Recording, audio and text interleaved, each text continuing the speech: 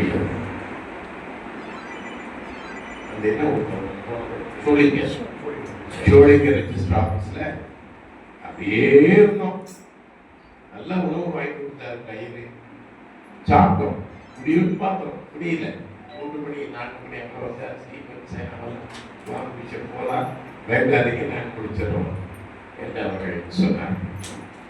அதையெல்லாம் இந்த தடங்களையெல்லாம் தாண்டி வருகின்ற சக்தியை உங்களுடைய குருவானவருக்கும் உங்களுடைய செயல பொருளர் இருக்கிற நிர்வாகிகள், சபை மூப்பர்கள், வணிகக்காரர், உபதேசியார், இதற்காக உழைத்தவர்கள், ஜெபித்தவர்கள் அதற்கு காரணமானவர்கள். ஆகவே இந்த நேரத்திலே நான் அதிகமான நேரத்தை எடுத்துக்கொள்ளாமல் பார்த்துட்டு வந்ததுமே அந்த ஆட்டோவில் சாப்பாடு வச்சுக்கிறேன்.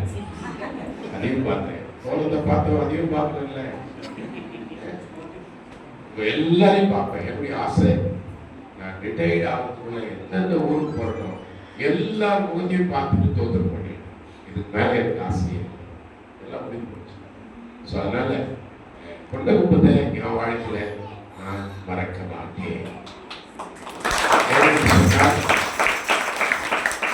பேராயராக நான் ஆண்டவருடைய திருப்பணியை செய்ய அழைக்கப்பட்ட நாள் இது. என்னுடைய திருச்சபை பேரூர் பேராயத்திற்கு கிடைத்த பொக்கிஷமான ஒரு நாள். இது என்னுடைய நாள் இல்லை, டயசிசல் நாள் என்று சொல்லலாம். இயேசுவானவர் என்னை அழைத்து உங்களுக்கு வேலைக்காரராக என்னை பணியமர்த்தின நாள், உங்களுக்கு பணிவிடை செய்ய என்னை ஏற்றுக்கொண்ட நாள், உங்களுக்கு வேலைக்காரனாய் ஊழியம் செய்ய கடவுள் என்னை அபிஷேகித்த நாள்.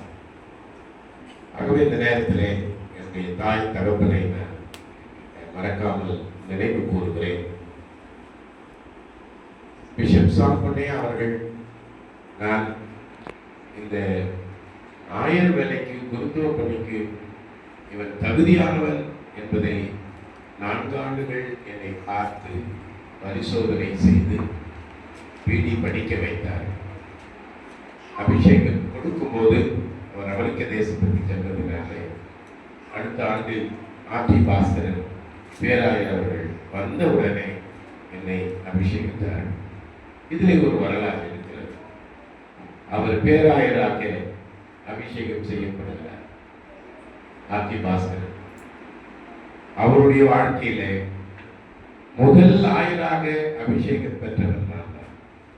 அதுவும் ஒரு வரலாறு. அவர் முதல்ல ஒரு ஆதிவேஷம் கொடுக்கிறாரு, அவனே பிஷப் ஆயிட்டார். அதுவும் பெரிய ஆசீர்வாதம். அதை என்னுடைய வாழ்க்கையிலே மறக்க முடியாது. அதுவே பேராயர் ஆர்டி பாஸ்கரனை இந்த நேரத்தில் நினைத்து நன்றி சொல்லுகிறேன். எனக்கு முதலில் இந்த அங்கியை வாங்கி கொடுத்த என்னுடைய மாமா. எனக்கு அங்கி போட தெரியாது.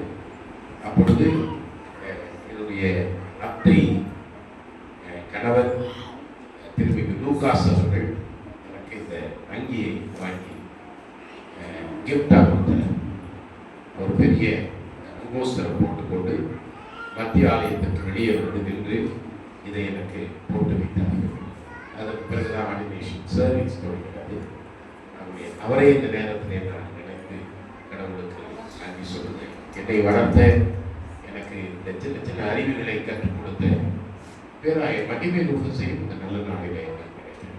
அவரோடு நான் பயணித்தேன். நல்ல பண்புகளை எல்லாம் அவரிடத்தில் கற்றுக்கொண்டேன். முதல் பண்பு லஞ்சம் வாங்கக்கூடாது. அந்த வேற ஒன்று, லஞ்சம் வாங்கக்கூடாது. குருமார்களும் பேராயர்களும் லஞ்சம் வாங்கக்கூடாது. அதை கற்றுக் கொடுத்தவர் அந்த பேராயர் வில்லியம்